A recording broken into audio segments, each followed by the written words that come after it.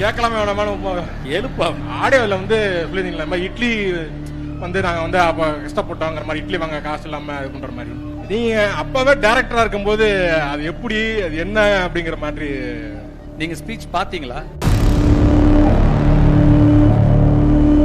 இல்லை அந்த பிட்டை மட்டும் பார்த்தேன்னா.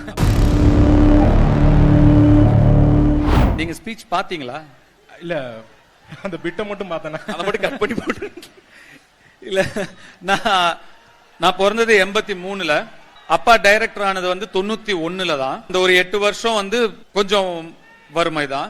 91ல இயக்குனர் ஆனதுக்கு அப்புறமும் கூட ஒரு 94 95 வரைக்கும் 4 பிள்ளைங்க எல்லாரையும் படிக்க வைக்கணும், பாத்துக்கணும், கேத்துக்கணும். அப்பாவுக்கு ரொம்ப ஒரு சிரமமான ஒரு விஷயமா தான் இருந்தது. 91ல இயக்குனர் ஆன அப்புறம் கூட ஒரு 94 95ல இருந்து ஓகே ஒரு நல்ல ஒரு லைஃப் ஸ்டைல் எங்களுக்கு அமைஞ்சிருச்சு.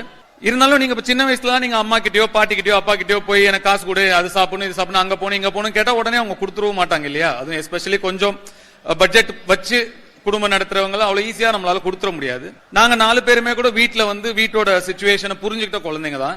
அதனால எவ்வளவு தூரம் அவங்க கிட்ட அவங்களுக்கு பாரமா இருக்கக்கூடாதுன்ற மாதிரி யோசிப்போம். அதனால வீட்டுல காசு கேட்டா கிடைக்காது, கேட்கவும் மாட்டோம். அதனால வயல்ல வேலை செஞ்சு பூவெல்லாம் எடுத்து அந்த கூலி எடுத்துட்டு போய் இட்லி வாங்கி சாப்பிடுவோம். அதை இப்படியும் புரிஞ்சுக்கலாம், இப்படியும் புரிஞ்சுக்கலாம். நான் பார்த்த பிட்டை பார்த்தேன்னா அது சின்ன வீடியோ கிளிப்பு தான் பார்த்தேன்னா அதனால அப்படி யோசிச்சிட்டேன்.